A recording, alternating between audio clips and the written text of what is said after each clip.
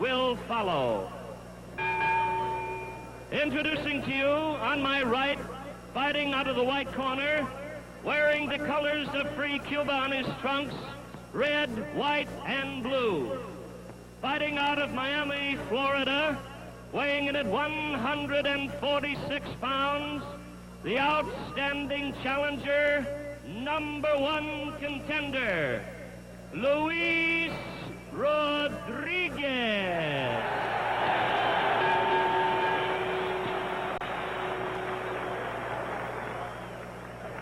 And now, ladies and gentlemen, my pleasure to present to you, fighting out of the black corner, wearing black trunks, from St. Thomas in the Virgin Islands, 145.5 pounds, the hard-punching welterweight champion of all the world, Emile Griffith.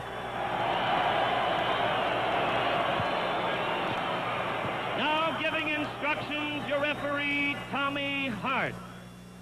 Judging at ringside, John Thomas, Lee Grossman.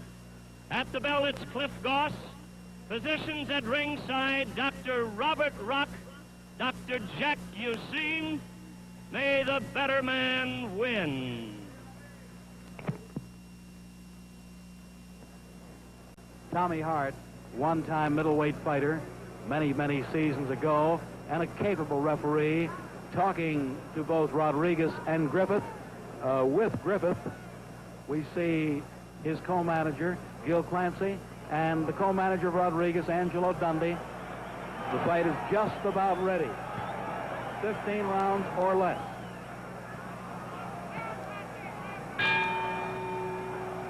Round 1.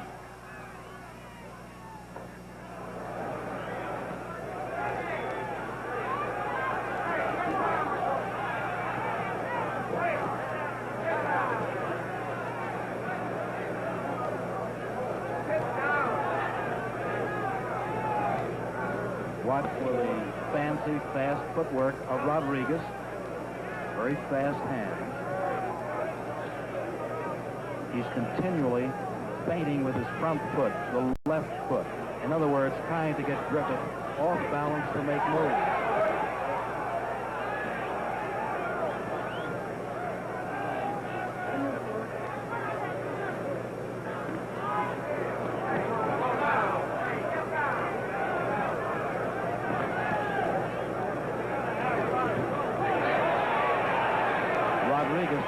Tossed that best punch of the round thus far after about a minute into the 3 minutes. The right over a left. He's a fairly good counterpuncher.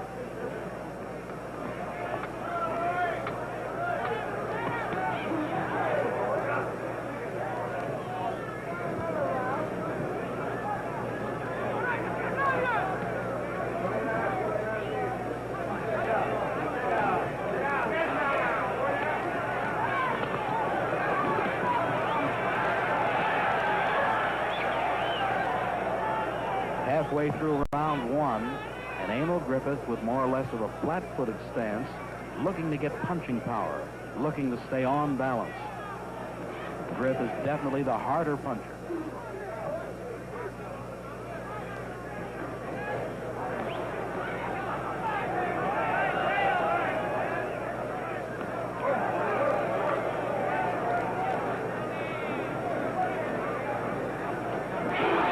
Beautiful counter again.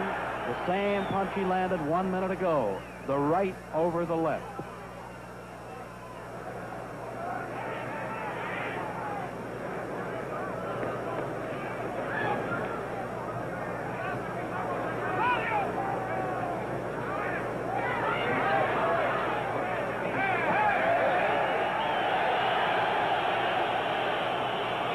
Seconds to go in this first round.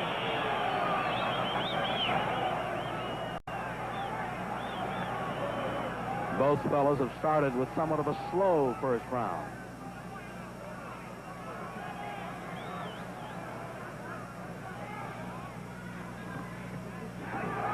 Good body dig by Rodriguez. We're near the end of round 1.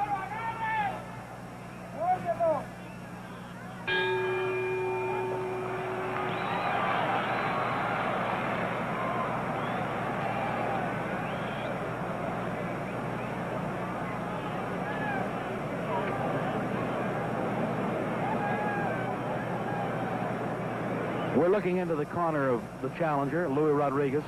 The man in the ring, inside the ropes, is Angelo Dundee. Angelo will do the thinking. Right now, he's putting some Vaseline above the eyes and on the side of the body of Rodriguez. In other words, the reason for the use of Vaseline is so that punches would slide and slip. Won't carry full effect.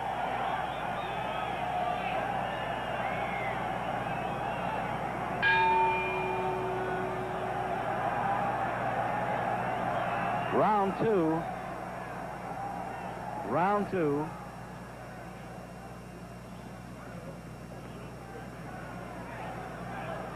The champion seems a bit more determined in this round. These fellows fought some 3 years ago in Madison Square Garden, New York City, at which time Griffith, just before he was champion, won a one-point split decision.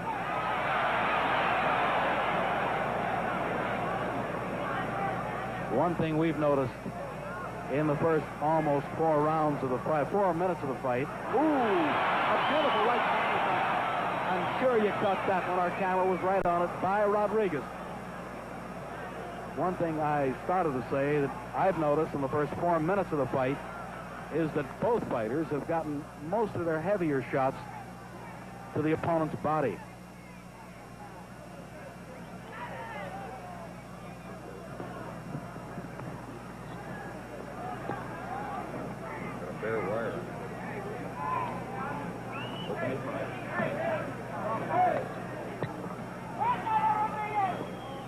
Tommy Hart, the referee, doing a nice job of standing away from the fighters.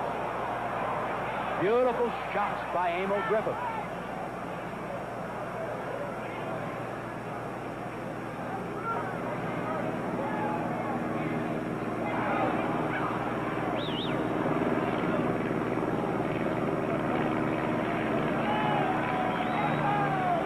Rodriguez is not tying up the right-hand areas of Emile Griffith on the inside, and Griffith has been taking advantage of that free hand.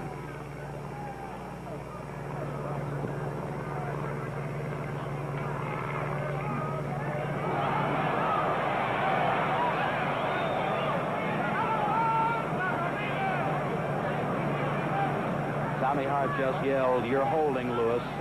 Rodriguez undoubtedly is not quite as strong as Griffith in close range.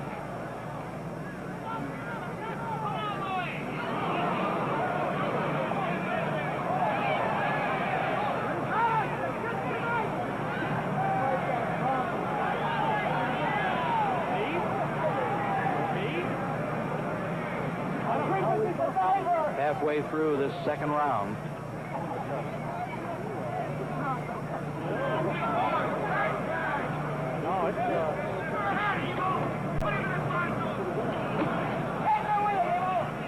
I checked my time. About 10 or 12 seconds left in this round.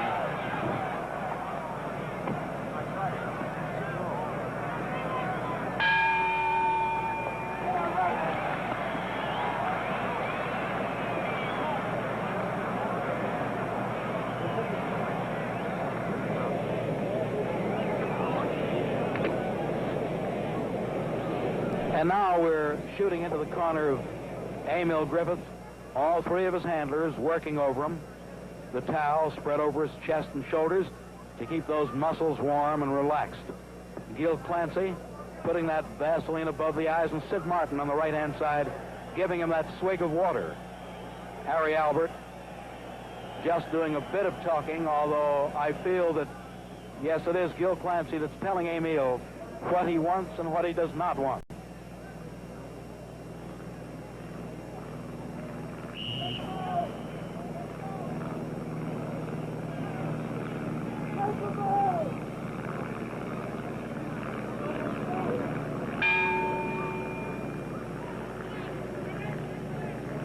Round 3.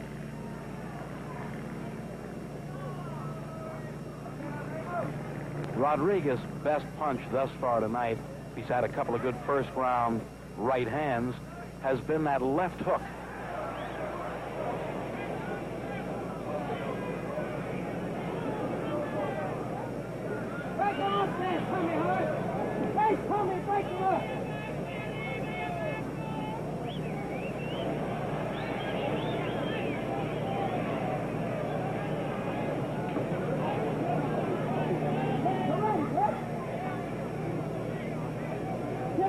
California State Boxing Commission rules state that from welterweight on up to heavyweights, the fighters wear 8-ounce gloves. Under welterweight, 6-ounce.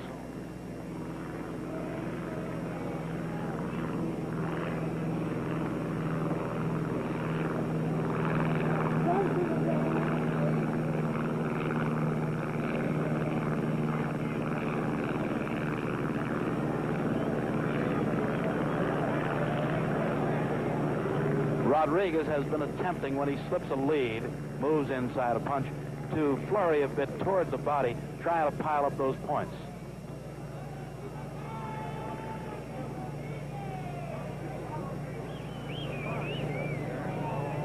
And then as soon as the flurry dies down, Louis is kind of lost with the strength of the champion.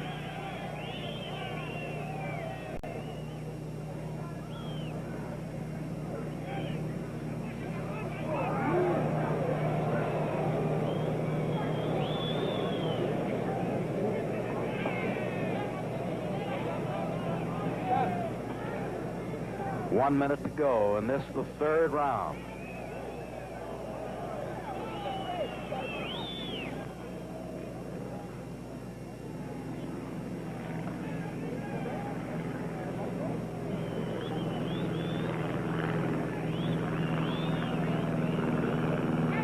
Tommy Hart, as long as one hand is free, is allowing the infighting to continue.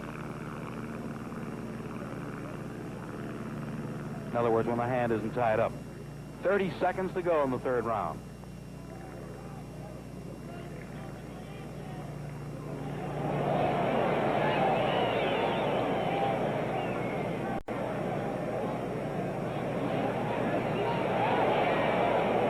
Rodriguez countering all the time on the leads of Griffith near the close of the third round.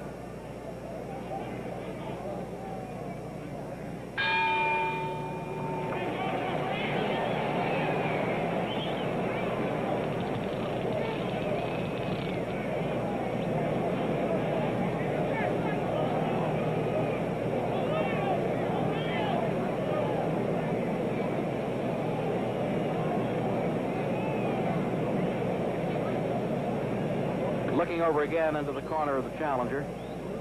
In their last fight some 3 seasons back, the first 6 rounds showed Louis Rodriguez actually out front.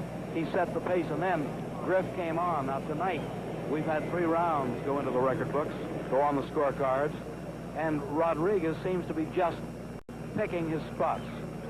Angelo Dundee talking to him, and talking a little harsh at this time, telling him perhaps some more leather, some more punches, Louis. We're getting ready for round 4.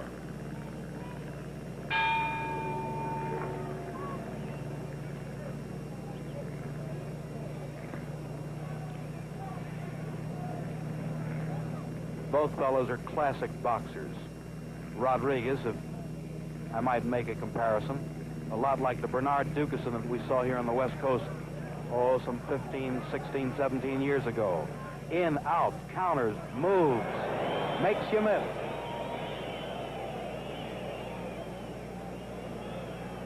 Griffith, on the other hand, very sturdy, deliberate. A little bit of the Jimmy McLarnin when Jimmy moved up to the welterweight division. Not the speedy, flashy, fast McLarnin early in his career as a featherweight and lightweight, but on balance, punching power.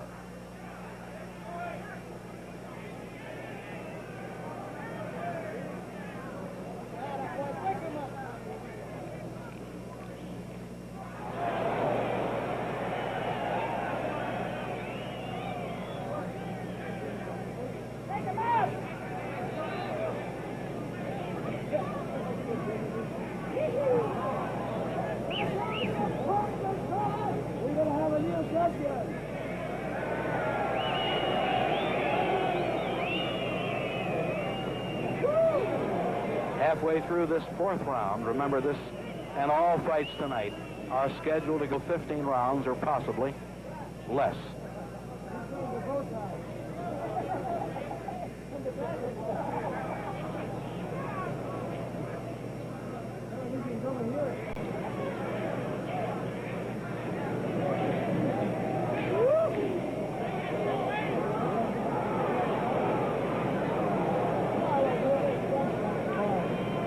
One minute more in round 4.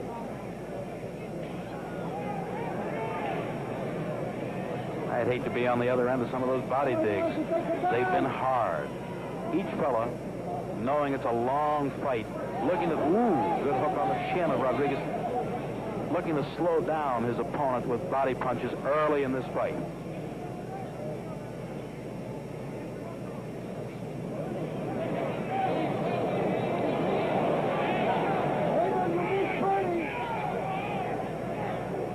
Seconds to go in the fourth round.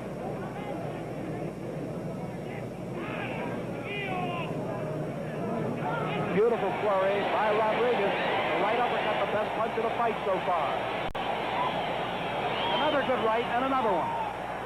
3 right uppercuts, all by the Cuban. Closing seconds of round 4.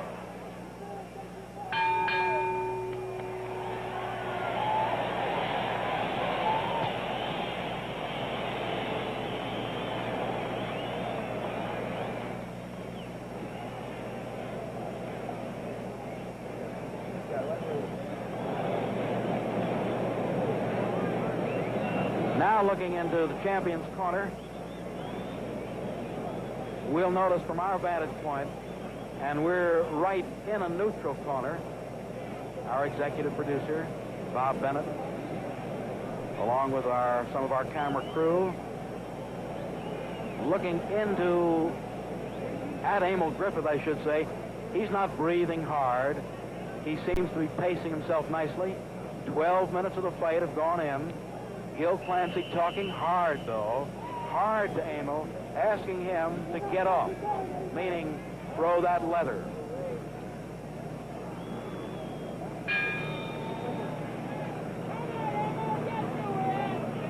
Round number 5.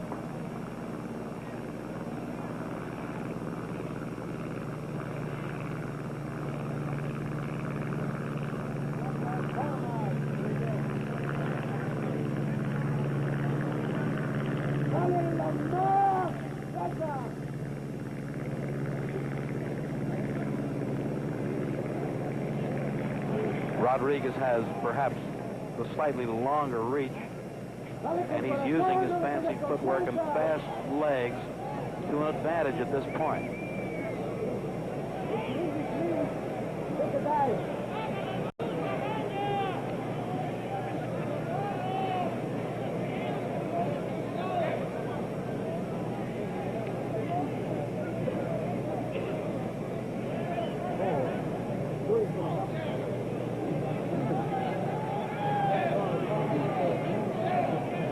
Had 1 minute of this round in the 5th.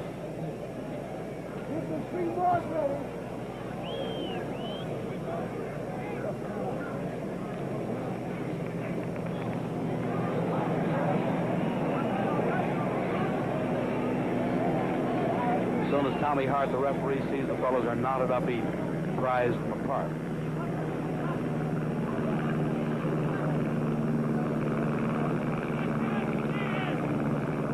Tommy yells, break and step out. The fellows are fighting a clean fight thus far. Louis has been sharp with the right uppercut, close range only.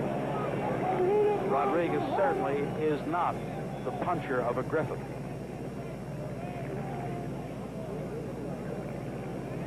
Emile looked to feint, missed his bombs 3 times. Now, I could be wrong. With a minute to go, I'm going to look closely for you. When Rodriguez gets out of that close range, let's look above if we get a shot at it. Above his left eye, there seems to be a skin wound right to the left and above the left eye, meaning that the cut could open up. It could develop into a cut. It's only a skin break at this time. 30 seconds to go in round 5.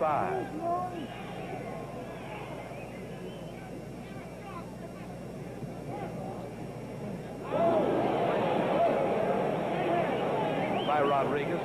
Rodriguez with the right over the left.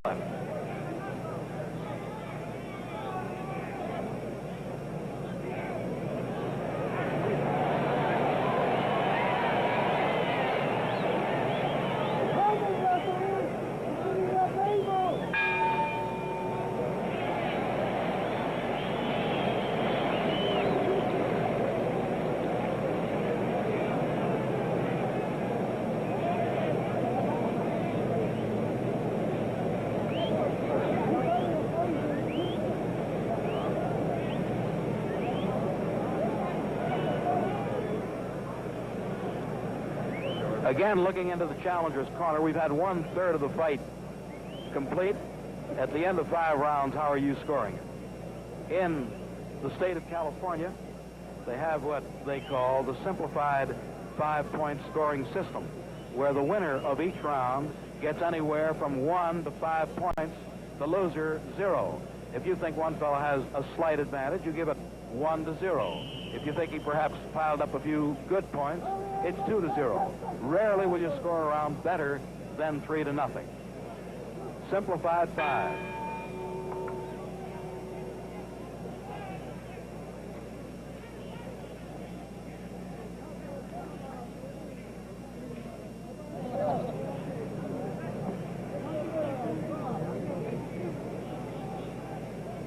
Griffith, known to be a notoriously slow starter. He proved that last time out in Las Vegas when he defended against Jorge Fernandez, was losing at the end of 5 or 6 rounds, and then came on to throw the bombs. He was slow against Ralph Dupas in his defense.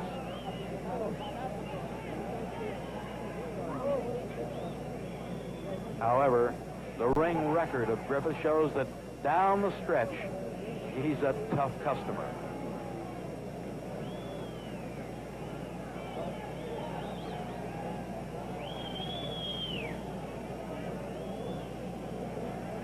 We're 1 minute into round number 6.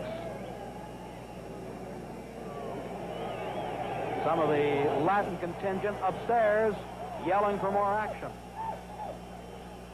I believe, however, that Louis Rodriguez is content at this point of the fight to kind of box his way, dance his way, and pace himself.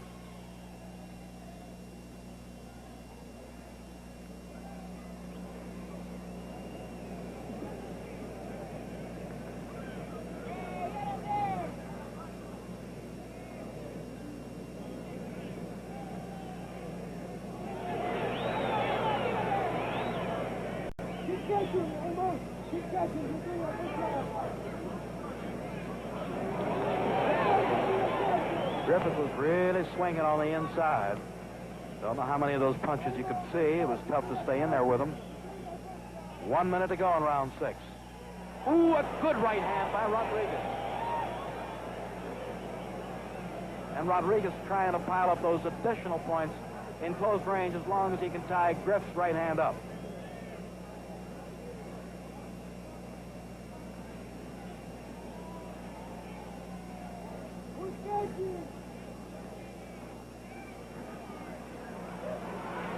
Beautiful flurry again with the hooks by Rodriguez. The short left hook. Half a minute more in round 6.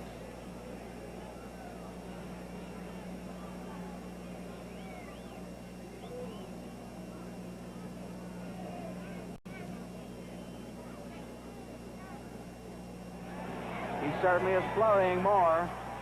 The challenger has been putting punches together, as they say in the boxing business. Closing seconds now of the 6th round.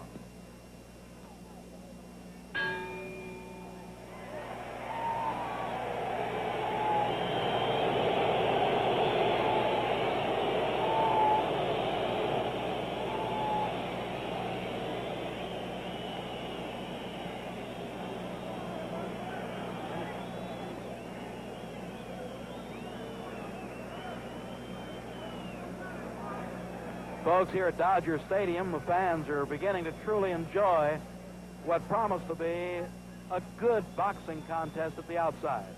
On paper, as we try to analyze the two fighters, looking through the history of them, as we look into the corner of Griffith, we thought it would strictly be boxing, but Emile Griffith has been breathing a bit harder. The body digs of Rodriguez been telling a bit. Griff, however, in tremendous condition, good shape, will certainly, as we look at the ringside crowd, look to come on. We're getting ready for number 7.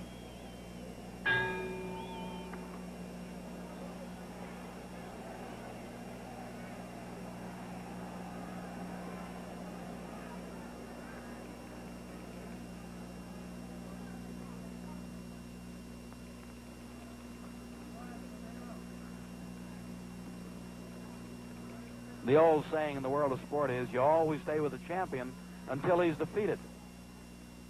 The odds going into this fight at ring time, at bell time, at a few minutes past 8 o'clock, Griffith was an 8.5 to 5 favorite.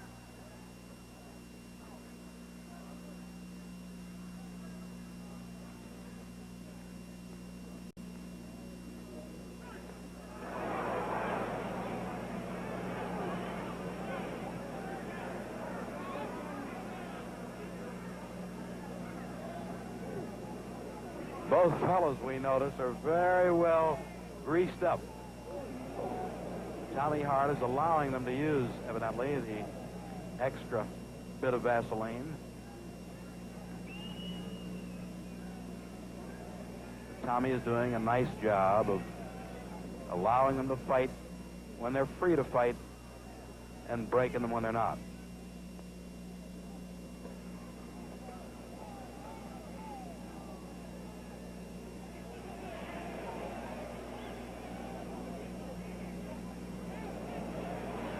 Griff looking to bomb away, but the elusive Rodriguez has been in, out, and around.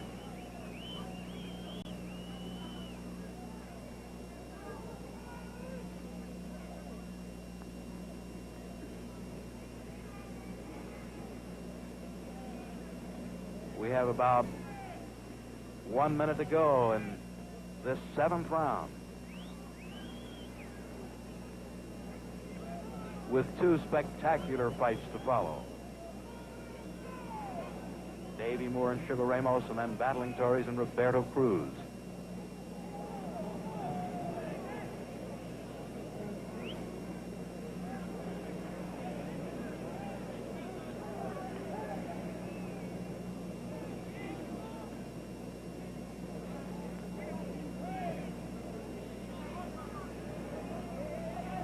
A little less than a half minute to go in the 7th.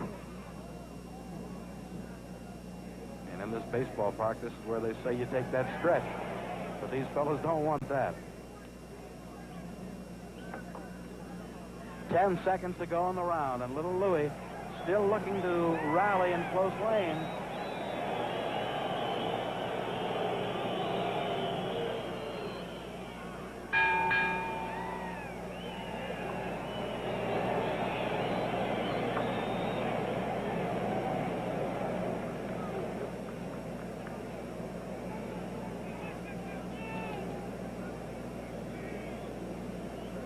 Just looking around ringside and into the working press, some of the top sports writers of the nation are covering the fight.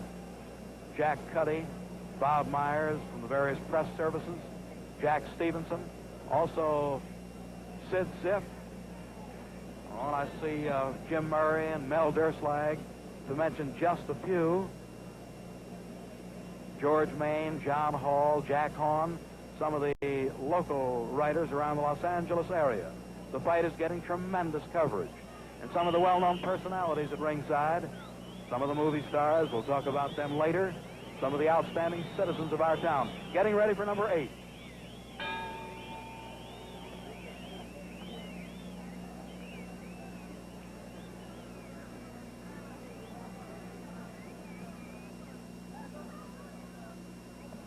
I've had the privilege of broadcasting 4 of Griffith's fights in the past and 3 of Rodriguez.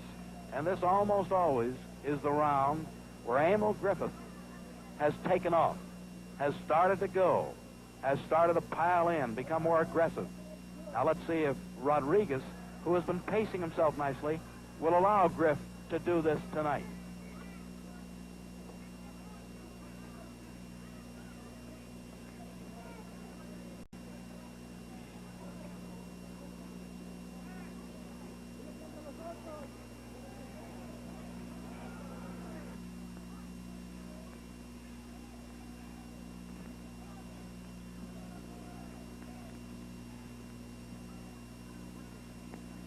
Tommy Hart yelling, "Watch your head," to Griffith.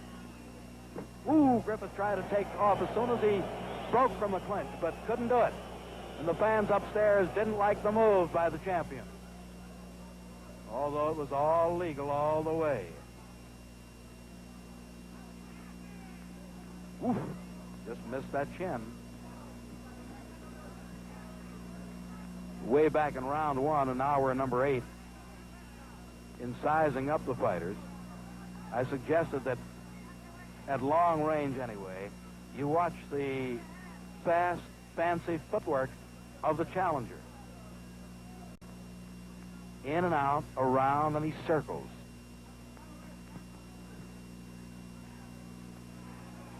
Then he'll flurry, he'll tie his opponent up, and then he'll want to get out again if he can.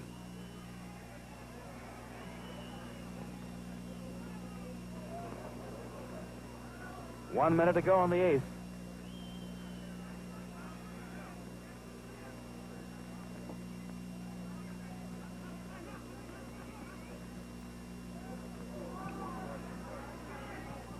Griffith countered nicely, slipped inside of a hook and threw that short right hand, but we haven't seen too many of the short punches that Griffith tossed in previous fights. Half minute more in number 8.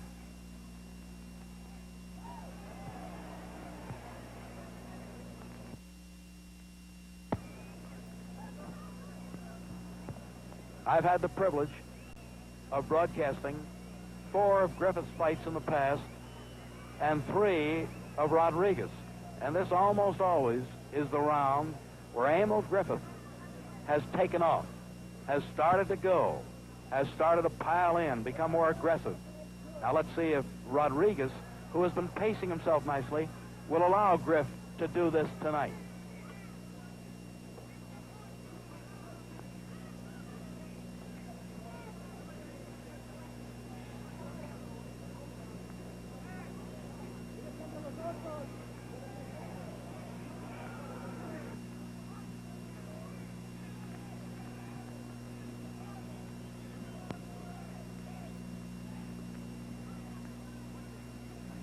Tommy Hart yelling, "Watch your head," to Griffith.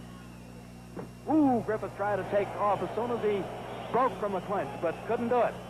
And the fans upstairs didn't like the move by the champion, although it was all legal all the way. Oof, just missed that chin. Way back in round one, and now we're in number 8. In sizing up the fighters, I suggested that at long range anyway, you watch the fast, fancy footwork of the challenger. In and out, around, and he circles.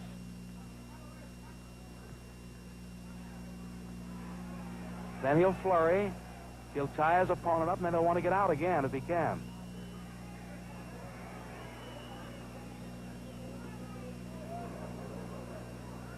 One minute to go in the 8th.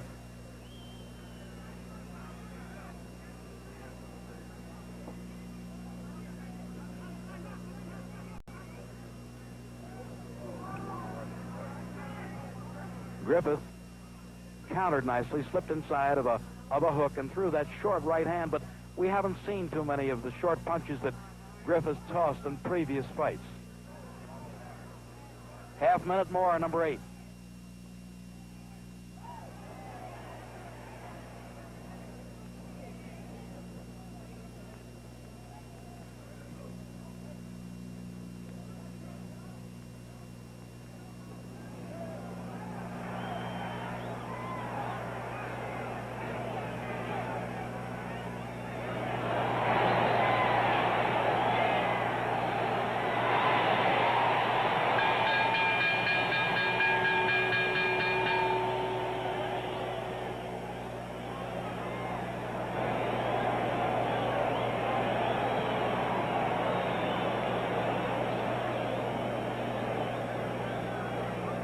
Ladies and gentlemen, at the close of the round, after the bell had sounded, Rodriguez landed a solid shot. Near the end of that round, I didn't want to interfere and do any talking. It wouldn't have been good. The action was speaking for itself. But one of the commissioners is sitting to the right of Bobby Bennett. Bob, they didn't penalize Rodriguez at all, did they, Commissioner? I don't believe so. They did. Thank you, sir. All right, thank you.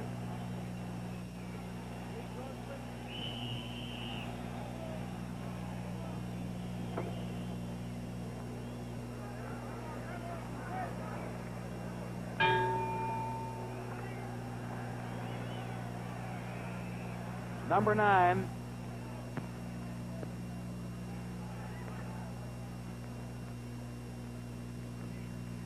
The commissioner whom we talked with, moved our microphones over, was Dom Taglioni of the California State Athletic Commission. And we're happy that he's sitting right near our microphones and cameras, should there be an infraction that requires a breakdown one way or the other.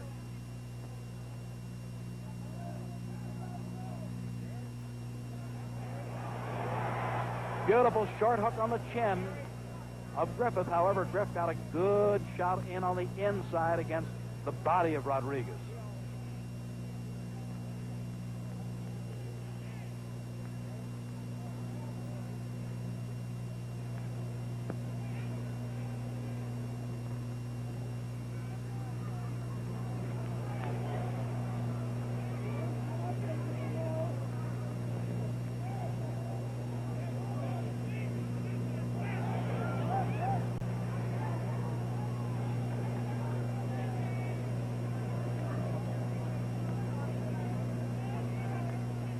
Just about halfway through this 9th round, with the champion still attempting to stalk his man, but that does not necessarily mean, if you're scoring with us, that he is the aggressor. The aggressor is the man who lands the punches, not necessarily the guy who walks forward.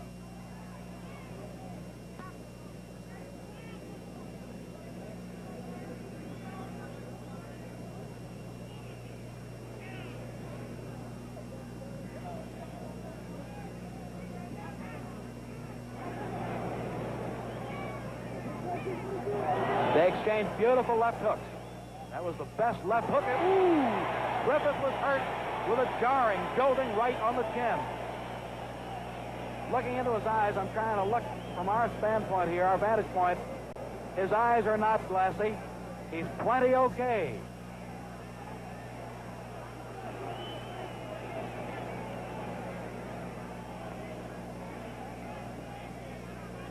The pace for a boxing match, and we have half a minute more in round 9, has been very good.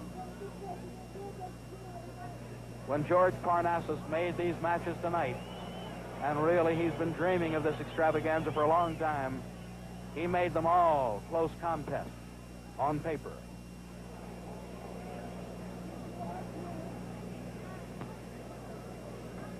About 10 seconds to go in the 9th round.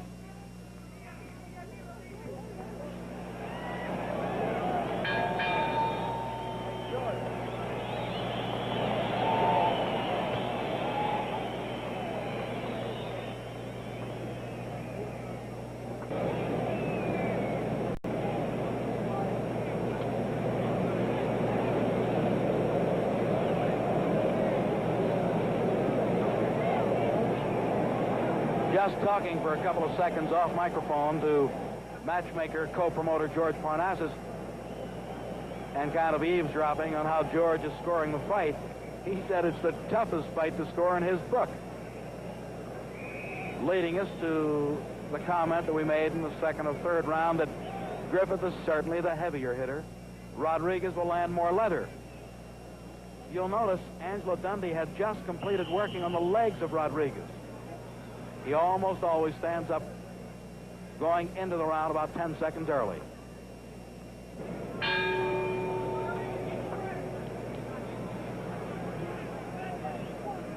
Round number 10.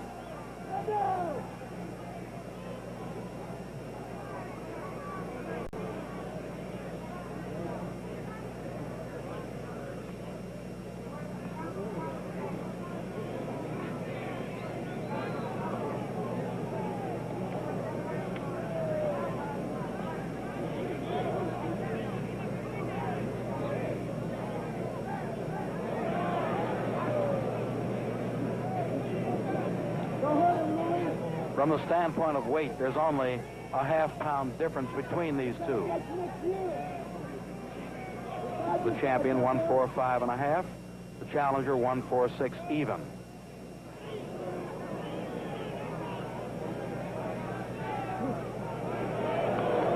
Griffith seems to be a bit over-anxious.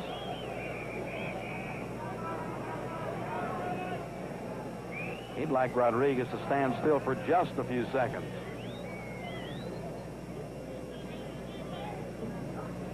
And that would be hazardous, believe me. Ooh. Griffith coming out of that clinch shot through that short hook, but he got hit with a short right hand.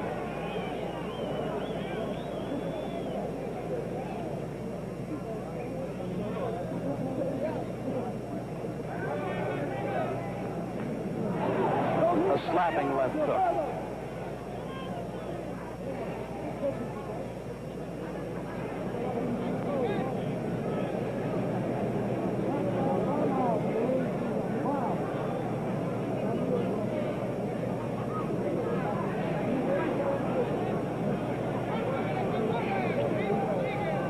One minute to go, and this is the 10th round. It's been somewhat of a slow round. They're undoubtedly still pacing for that drive down the stretch, 11 to 15.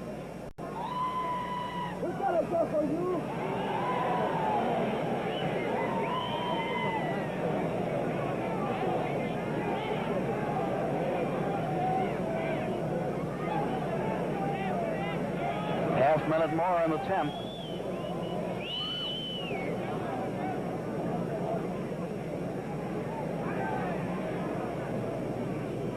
Rodriguez wants to stick. Ooh, a good right hand, but look at Rodriguez fire back. Griff landed the heavier shot. Louis, the more leather. Closing seconds of the 10th.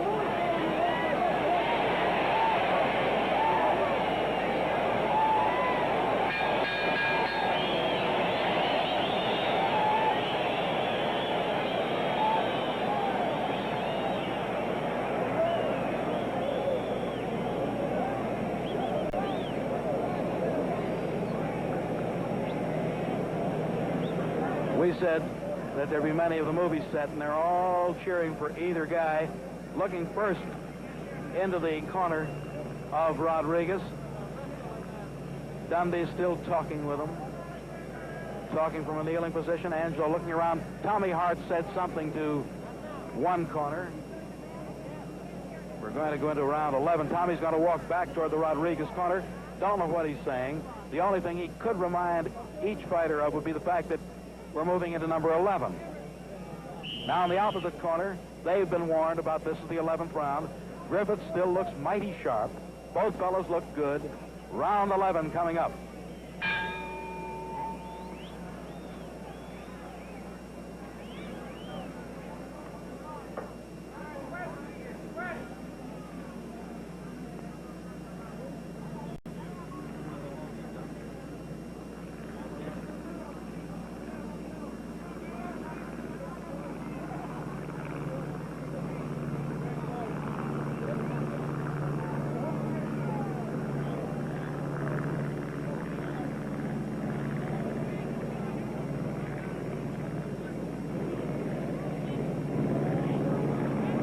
Emile, the champion, would definitely like to punch it out with his challenger.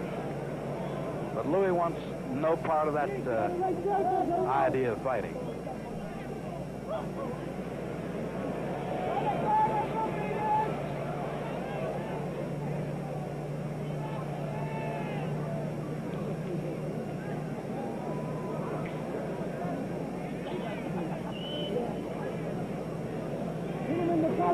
Beautiful night out here at Dodger Stadium, and a good crowd on hand.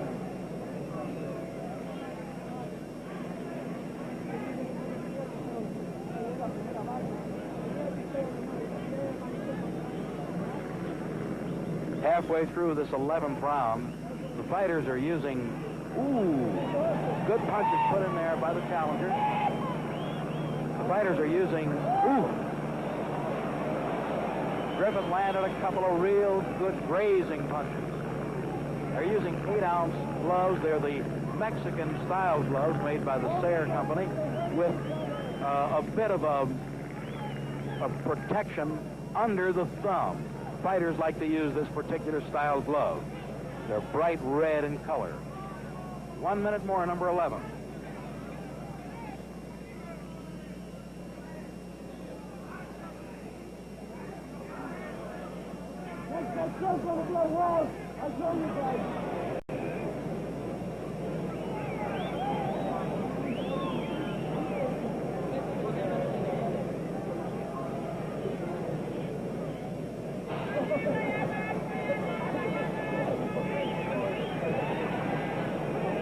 And about a half minute to go in this 11th round. Griffith tried to lean his weight on Louis that time. A pretty good trick, if you can get away with it, to tire a man, tire an opponent. Ooh.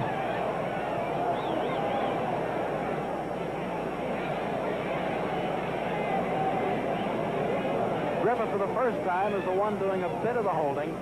However, he tried the right hand loose and got through a couple of points.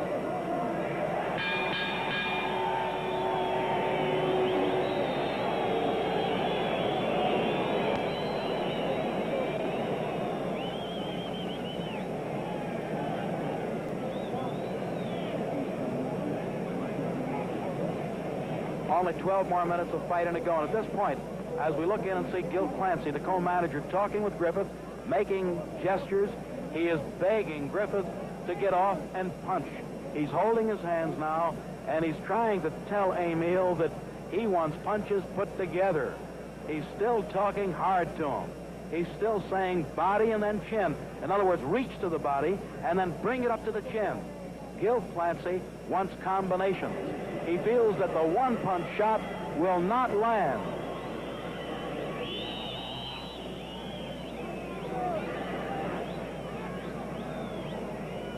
Getting ready for number 12.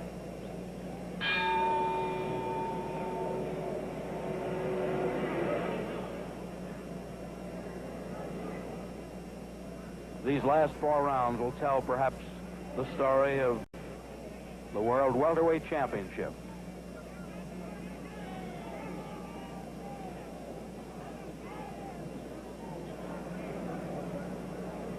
What Clancy was trying to tell Griffith was that you're missing that one lead. Put punches together, and if you don't nail them with the first one, you'll land that second one. This fellow's too elusive.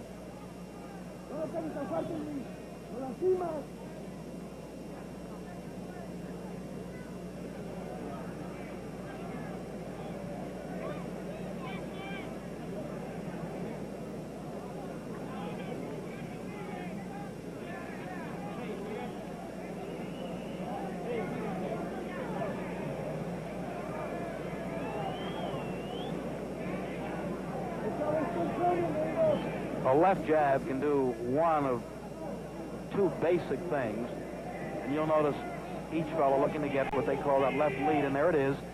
One, of course, it'll pile up a point for you. It'll get you points. It'll offset the other fellow.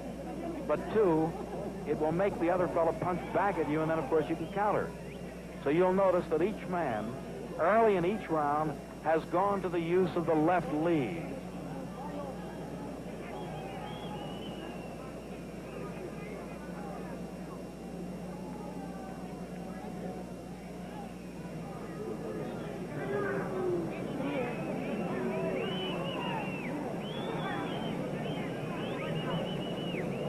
We're better than halfway through this 12th round. A hard boxing match. 2 different ring styles. Griff tried putting 2 punches together like Clancy told him to do.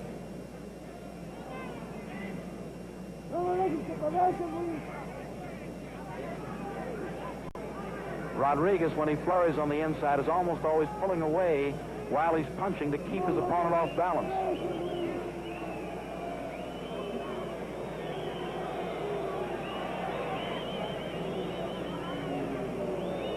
Half minute to go in the 12th round.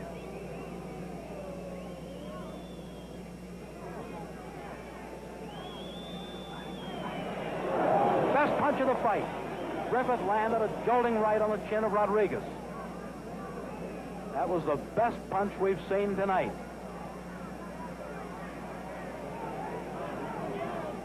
Closing seconds of the round.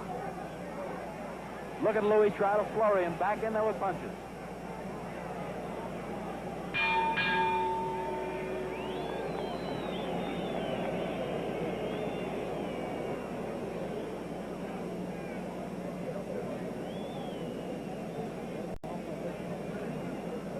Here at Dodger Stadium, ringside looks jammed, working press is jammed. Told you about some of the writers earlier in the evening who are here.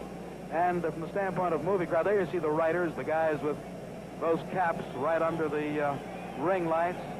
Some of the fellows I know you'll identify by their pictures on the columns. And behind them we see, well, I see Stanley Kramer, one of the producers of some top films, and attorney Paul Caruso, one of the top sportsmen in town. Cal Eaton's son, attorney Bob Bennett, right in there. Bob Eaton, excuse me.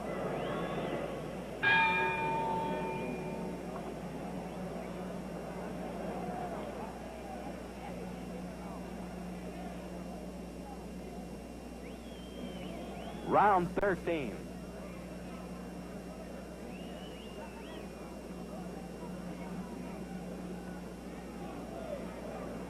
Rodriguez attempting to hook to the body and head, but Griff, too, is a tough target to get standing stationary and straight up.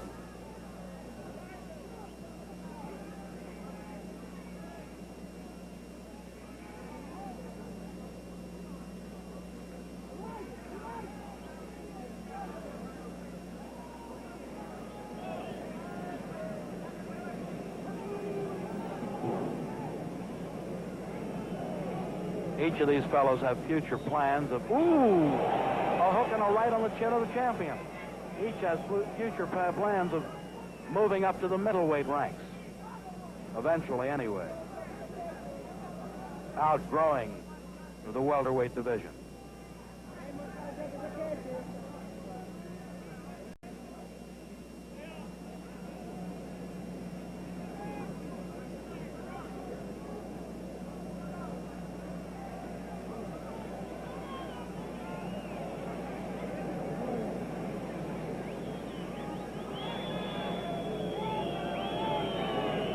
Halfway through this 13th round, the action has slowed down a bit. Oh, man. Griffith landed 3 fine punches.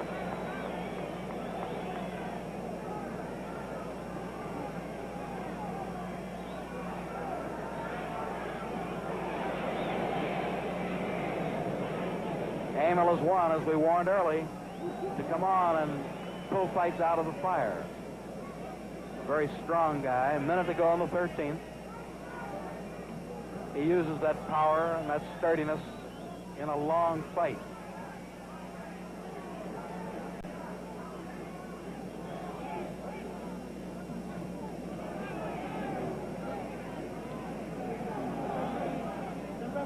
I still make it a rough fight if you're scoring judge.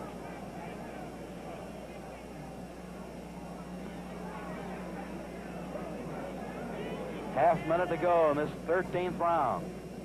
In other words, 6.5 minutes and the fight will be all over.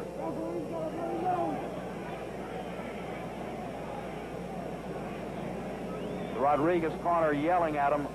They're counting his punches. They're telling him to keep pumping, keep going.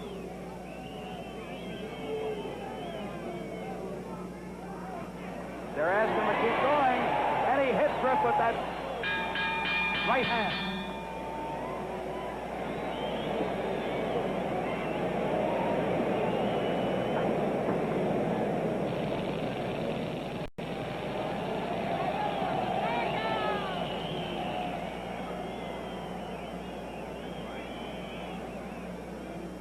Now the back of champion Emile Griffith as we get set for round 14.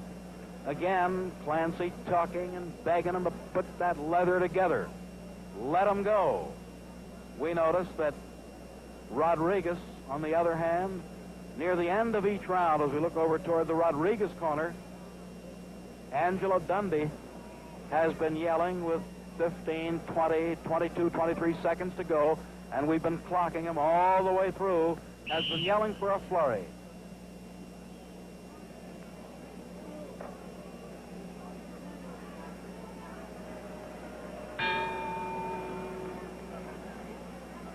Number 14.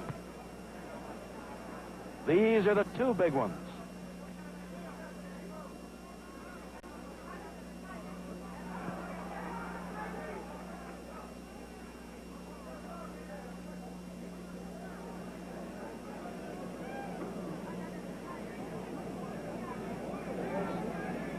Those of you who followed Griffith's career know that, not too long ago when he defended against Dupas, going into the last round, it was a very close fight.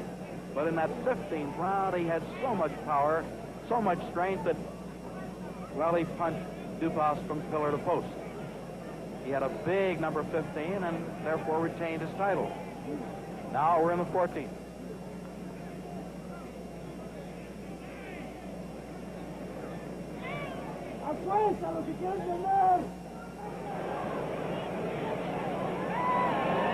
Rodriguez getting more confident at this point. His jab has a bit more sting to it seems.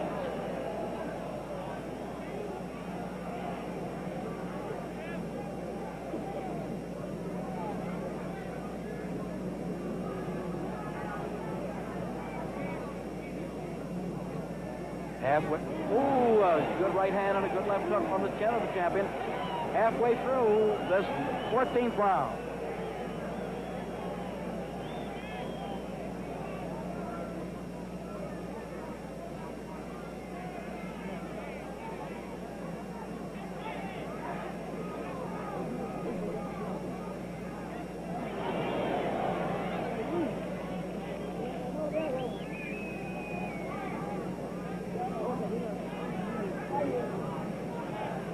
One minute more, and number 14.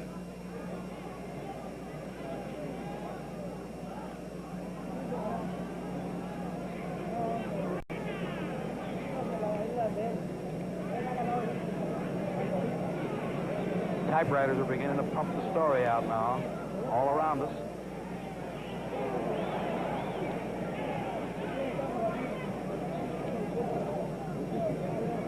About 30 seconds to go in this 14th round.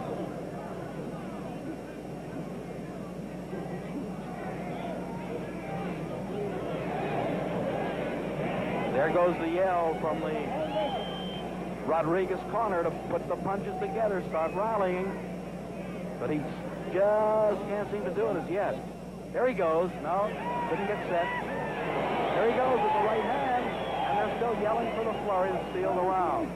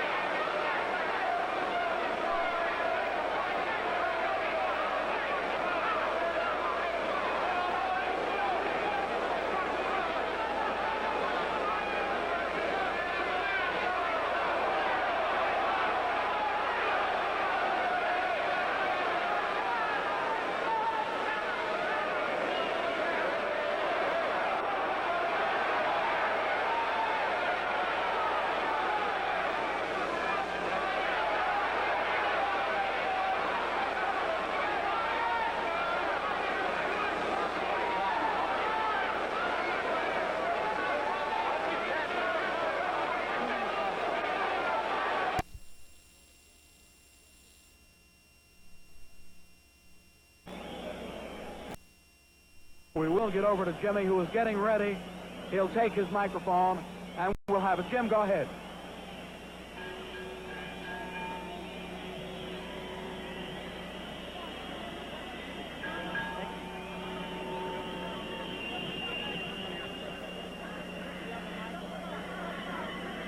Your attention, ladies and gentlemen, we have a unanimous decision. Judge Lee Grossman at ringside scores it 8-5.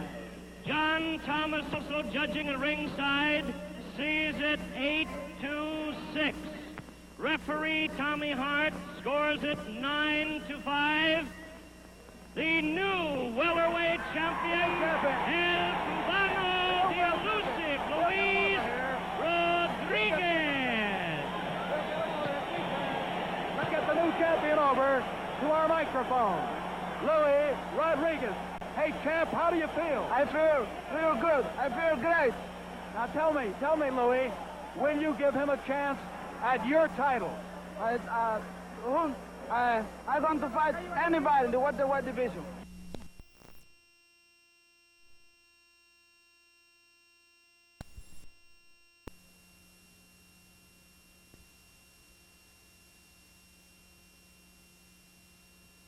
Carrera, Luis Manuel Rodríguez, en marzo, el 21 de marzo del 63, va a California a enfrentar a Emile Griffith en el estadio de los Dodgers, pero la historia entre los dos había comenzado antes.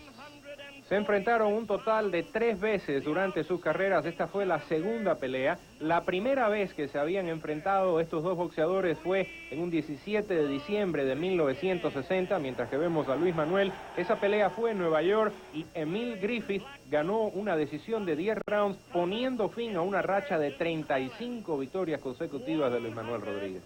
Ahora venía la segunda, esta vez por el título mundial. Así es, Norberto, por el título mundial welter, y era un escenario que estaba completamente lleno, el estadio, el nuevo estadio de los Dodgers de Los Ángeles.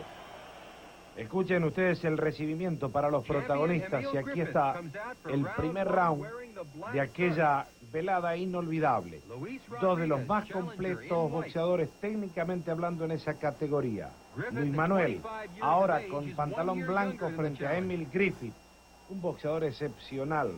En la esquina de Griffith, Gil Clancy, Sid Martin, Harry Albert. En la de el cubano, el grupo acostumbrado. Así es, Angelo Dondi, Luis Arría y Ernesto Corrales. En la esquina para Luis Manuel Rodríguez, que aquí buscaba la consagración que desde 1956, como debutó como profesional, buscaba la oportunidad de ser un campeón mundial. No se recuerda en la historia muchas veces un pleito de esta naturaleza, un clásico del boxeo con tal paridad. Los dos técnicamente tenían las mismas aptitudes, los dos tenían la misma velocidad, los dos pertenecían a la misma generación. Griffith y Luis Manuel señalaron, sin duda, uno de los capítulos más salientes de la historia del boxeo. Y aquí los tienen ustedes, el momento culminante de Luis Manuel, cuando se va a consagrar campeón del mundo. ¿Cómo llegó? 47-2 a esta pelea contra 35-3 de Griffith. 146 libras para Luis Manuel, que había bajado acá 5 libras. 145 para Griffith. La paridad era absoluta. Y estos eran dos boxeadores que estaban en su mejor momento, en su peso ideal, ambos. Así que esto prometía ser un clásico del boxeo, y así lo fue, como pueden ver ustedes. Atención, aquí no solamente estamos disfrutando de este Luis Manuel, un gran boxeador, sino que vean también la técnica de Emile Griffith, con una velocidad alucinante en esa categoría. Y este Luis Manuel, que también sacaba esa derecha con un vértigo extraordinario. Un clásico del boxeo. Esto es, Jesse, definitivamente como para guardarlo y decir, si alguna vez hay que hablar de boxeo y de cómo se debe pelear, aquí está la muestra. Esta es la verdad, ¿eh? Vean el trabajo lateral, el movimiento de cintura. Sabían tanto los dos que no se sacaban ventaja. En este primer round, ambos se estudiaron, Luis Manuel manteniendo la distancia, tratando de mantener alejado a Griffith con la izquierda, con el jab, ese largo que poseía. Tommy Hart era el árbitro de esa pelea y los jueces John Thomas y Lee Grossman. La pelea iba a 15 rounds y estaba en juego la corona del mundo.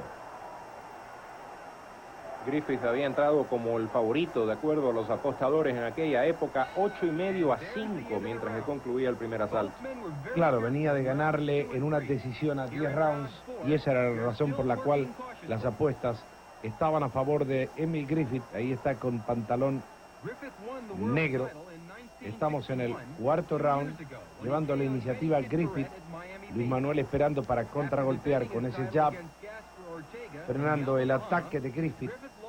Un boxeador tremendamente rápido, un tigre echando zarpazos. Vean eso.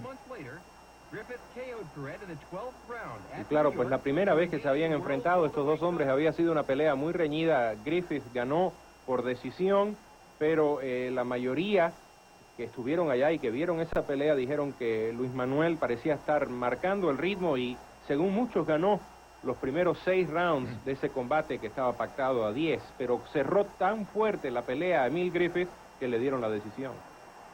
El primer título, el cubano, Luis Manuel Rodríguez lo ganó el 20 de septiembre de 1958 frente a Kirby Chico, en una pelea realizada precisamente en La Habana, Cuba, y no peleó fuera de Cuba hasta 1959, cuando peleó en Miami Beach y ya comenzó a formar parte del contingente de exiliados cubanos en los Estados Unidos.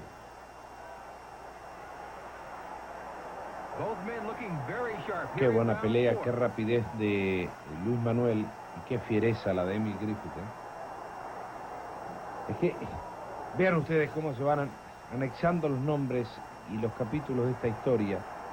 Luis Manuel prolonga su campaña y pierde finalmente contra Nino Benvenuti. Griffith prolonga su campaña y pierde en última instancia la opción de ganar de nuevo la corona frente a quien le ganó a Benvenuti, que era Carlos Monzón. Estos dos hombres han recorrido el tramo más importante por el nivel técnico que ha tenido la categoría de los welters y de los medianos a través de toda la historia. Aquí entonces está el 9º round de esta pelea pactada a 15 asaltos en el Dodger Stadium de Los Ángeles. Todavía los angelinos estaban gozando, saboreando esa movida que hicieron los Dodgers de Brooklyn a Los Ángeles en la década de los 50. Y ahí escuchan ustedes al narrador en inglés dando el mismo detalle que dio Norberto hace un momento. En 1958 el primer título de Luis Manuel Rodríguez, la corona welter allá en Cuba contra Kid Pichique. Creo que nos lo adelantamos, ¿no? Por unos 30 años después. Por unos 30 años después, ¿es verdad? Aquí está Luis Manuel Rodríguez, pantalón blanco, enfrentando a Emile Griffith. Segundo combate entre ambos, 21 de marzo de 1963. El árbitro, repetimos, Tommy Hart. La pelea era técnicamente de un gran nivel. Luis Manuel controlando con la izquierda en punta. Griffith esperando para arremeter. Griffith era más temperamento. Luis Manuel era más técnica. Y aquí pues estaba gozando todo el público de Los Ángeles de este combate. Alrededor de 25,000 personas presentes para esta pelea en el Dodger Stadium en Chávez Ravine. Y la verdad, habían sacado hasta el último centavo que pagaron porque esto sí fue un clásico del boxeo. Y además algo importante, Griffith iba a recorrer en la historia del boxeo un signo trágico cuando enfrentando a otro cubano, Benny Kid Pared, le iba a propinar un castigo tan duro que terminó con la muerte de el que era por entonces campeón del mundo, Benny Kid Pared. 15º y último round. Griffith arriba, Luis Rodríguez tocando y saliendo. En la culminación de una brillante carrera, en su noche más gloriosa. Y una pelea que había sido bastante pareja, Norberto. Es más, algunos que estaban en el ringside decían que este último round pudiera decidir nuevamente el combate, igual que había sucedido en la primera pelea entre ambos boxeadores. El último round pudiera ser el definitivo. Pero aquí Luis Manuel iba a ganar demostrando una técnica elevada, estaba pasando por un gran momento y con las 140 y pico de libras que había puesto en este combate, 146, estaba con una gran velocidad, con la rapidez y con los reflejos que lo habían hecho famoso. Vean, ahí está esquivando con movimiento de cintura y volviendo luego con la derecha baja, ahí está la izquierda abriendo el camino, frente a un Griffith que ante esa velocidad aparece como con alguna torpeza, pero Griffith era un boxeador muy duro, muy fajador, y Luis Manuel muy astuto, muy inteligente, no dejándole fabricar el concepto del combate que quería Emile Griffith. Y a este punto del combate, 15º asalto, hoy en día no se pelea a 15 rounds, hay frescura en los golpes que dan, ¿no? Todavía han regulado la energía. Es verdad, está embravecido, enceguecido. Emile Griffith quiere ir a ganar, sabe que se le está yendo la corona de las manos, y Luis Manuel, tocando y saliendo, se va a convertir en aquella noche inolvidable en el nuevo campeón del mundo. Era la culminación de un trabajo de mucho tiempo, era la alegría grande de un boxeador excepcional. Luis Manuel Rodríguez, ahí está esperando, moviéndose con una gran rapidez, vean, indistintamente hacia uno y otro sector. Espera la embestida, se agazapa, se mete debajo, quedan otra vez enganchados y el público comenzaba a delirar porque percibía que la corona iba a ser para el cubano. Un último round áspero, con una gran entrega por parte de los dos. Nadie diría que esto es distinto, ¿eh? ¿Verdad que no? Y una historia interesante acerca de este clásico del boxeo, el round 14 no existe en ninguna película, nadie lo tiene, por lo menos que nosotros tratamos de encontrarlo, y no existe el round número 14. Es una lástima porque queda perdido un round de lo que es verdaderamente un clásico del boxeo. Ahí va Luis Manuel arriba. Está desesperado Griffith. Ahí está la campana y es el final. Aquí estaba el anuncio oficial, allá en California. Judge Lee Grossman at ringside scores it 8-5. John Thomas also judging at ringside sees it 8-6. Referee Tommy Hart scores it 9-5. El nuevo campeón del mundo, Luis Manuel.